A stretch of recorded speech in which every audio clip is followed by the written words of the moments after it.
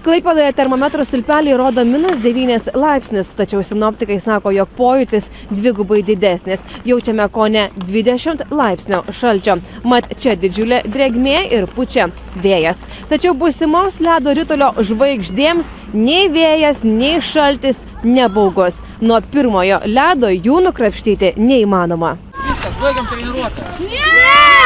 Baigiam, viskas. Ne! Važiuojam picų valgyti. Ne! Į McDonald'ą važiuojam. Populiariausias ir vienas didžiausių Klaipėdos ežerų Mumlaukio sutraukia ledo ritulininkus. Maks duoda jam pasą, tu jo vietą stovi. Ir visi judat gyvatėmis. Klaipėdos mažųjų ledo ritulininkų komandos treniruotes arenoje iškeitė į ledą griname ore. Tu čia ką nori darysi. Žaisi ledo rituliai, treniruojasi. Kada jau tams bus, kai nematysim šaibas, tai tada galime eiti. Nes dabar kaip iššylam, tai nešalta.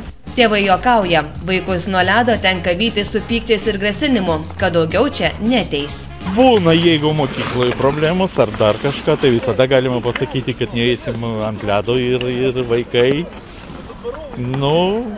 atkreipia dėmesį į tokią pastabą. Tėvai jau sušalom, bet vaikam vakar buvom 4 valandas čia ant ledo. Vyresnysis pradėjo, mažieji paskui. Patinka. Jaunieji ledo ritulininkai sako, kad treniruotės po atviru dangumi ant užšalusio ežero daug sudėtingesnės, bet kur kas smagesnės. Nes čia daug guzų, kažkaip šaiba labai pasimeta. Ir nežinau, ribų kaip ir vėlgi nėra. Taip. Bet smagu? Jo, smagu. Ir tas šaltis jūsų nebaugina? Ne, nėra problemų. Iš arenos norite pabėgti, sako, treniruotė tik baigės ir bėgate, o čia nuo ežero tai niekaip iškrapštyti neįmanoma jūsų? Taip. Čia daug linksmiau, nes yra daugiau erdvės, galima ilgiau pasibūti. Įkvėpkite giliai ir jūs patys gausit atsakymą. Grynas oras, nelimituotas laikas, šilta arbata. Čia net klausimų nėra tokios. Akropolį vis tiek, tai gaunasi tokia uždara patalpa, kaip sakant. Mumlaukio ledo stiprumą klaipėdiečiai išbando ir pačiūžomis, ir rogėmis. Nes įdomu, patinka.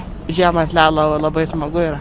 Aš tik šiandien pačiūžas nusipirkom, šiandien pirmą dieną ir iš karto atėjom. Tai pirmą kartą pačiūžų stosit, ar ne? Ne, mes jau pastovėjom, dabar atėjom dar taip prasieiti ir važiuosim jau arbatas gerti. Savaitgalį pajūryje prognozuojamas atšilimas ir lietus, tad užšalusių ledų klaipėdiečiai džiaugsis neilgai. Reporterė Gintarė Butkienė, Klaipėda.